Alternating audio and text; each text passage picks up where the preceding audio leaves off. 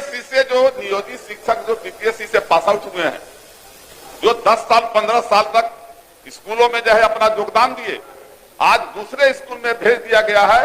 उनको वरीयता का लाभ, जो 15 साल पहले काम कर रहे हैं स्कूल में, उनको वरीयता का लाभ नहीं दिया जा रहा है।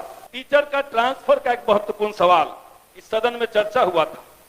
2020 के सेवा शर्त नियमावली में सरकार ने कहा कि हम करेंगे, तब से अभी तक सॉफ्टवेयर खेला जा रहा है महोदय। बीपीएससी से जो नियोजित शिक्षक जो बीपीएससी से पास आउट हुए हैं, जो 10 साल 15 साल तक स्कूलों में जो है अपना योगदान दिए, आज दूसरे स्कूल में भेज दिया गया है।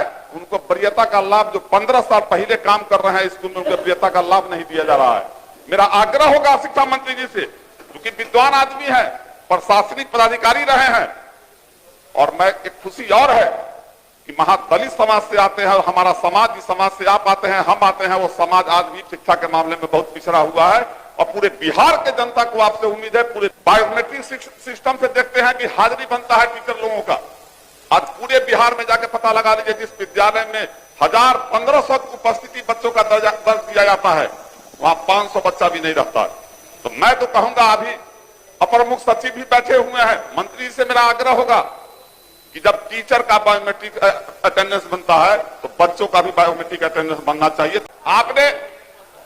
आपने जो है ये प्रबंध समिति का गठन किया, बहुत साथी ने कहा है, सारे पक्ष विपक्ष के लोगों ने कहा है कि जो अधिकार प्रबंध समिति को दिए थे, आप लोगों ने उसको खत्म कर दिया है, और ऐसी लूट मची हुई है। मैं तो कहता हूं मंत्री जी, 2 साल में जो पैसा आपने दिया है शिक्षा विभाग को, नहीं कहीं कुछ, आप तेजी से केवल चालान जो है उसका जांच करवा लीजिए कि चालान सही में हेडमास्टर का सिग्नेचर का है कि जाली सिग्नेचर है। उसमें पता चल जाएगा।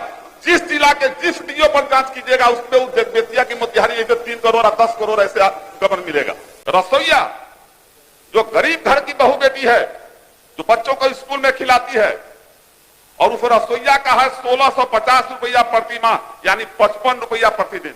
महोदय, टीचर का ट्रांसफर का एक महत्वपूर्ण सवाल इस सदन में चर्चा हुआ था।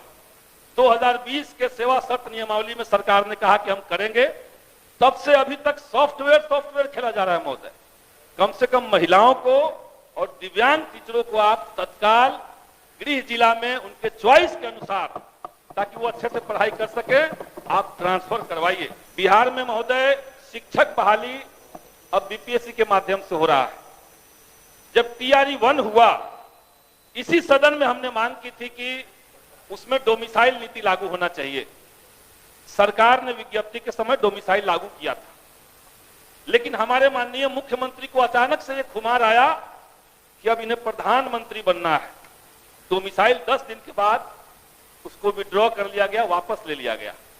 अभी टीआरई 3 का जो परिणाम आया महोदय, टीआरई 3 में 1 to 5 के जो टीचर नियुक्त हुए हैं, उसमें से कुल पद 1 से 5वीं तक कक्षा के शिक्षक 7440 जो टीचर नियुक्त हुए हैं, उसमें 6099 टीचर जो हैं वो दूसरे राज्य के हैं। आप समझिए कि ये जो आंकड़ा बिहार के अंदर आ रहा है, बगल में झारखंड के अंदर डोमिसाइल लागू है, पश्चिम बंगाल, उड़ीसा, उत्तर प्रदेश, हरियाणा, हिमाचल प्रदेश, तमिलनाडु, महाराष्ट्र, मध्य प्रदेश, इतने राज्यों के अंदर जब डोमिसाइल लागू है, तो बिहार के अंदर बिहार के युवाओं के रोजगार की संभावनाओं को बचाने के लिए यहां डोमिसाइल लागू क्यों नहीं है? ये हमने सरकार से विधानसभा के अंदर लिखित में सवाल पूछा, सवाल कैंसिल कर दिया गया। तो प्राथमिकता आपने ले लिया, लेकिन एक ही बच्चे का आपने 3-3 जगह रिजल्ट दे दिया है। झांसा दे रहे हैं आप बिहार में रोजगार के नाम पर, और बड़ी संख्या में बच्चे जो हैं वो कट ऑफ के अंदर आकर के केवल एज के चलते या 1 नंबर से बाहर हो गए। 87,000 बहाली निकल रही है और 51,000 पे ज्वाइनिंग हो रही है। इसीलिए सरकार टीआरई 3 में सप्लीमेंट्री रिजल्ट दे। बीपीएससी ने लेटर जारी करके कहा है कि अगर शिक्षा विभाग उन्हें कहता है कि सप्लीमेंट्री रिजल्ट इतना दिया जा सकता है, तो हम देने के लिए तैयार हैं। शिक्षा विभाग कह रहा है बच्चे मिनिमम क्वालिफाइंग मार्क्स ला चुके हैं, क्यों उनको अब बाहर रख रहे हैं?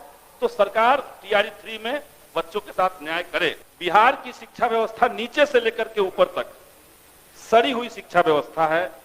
पढ़ाई लिखाई का जो क्वालिटी है वो कचरा है।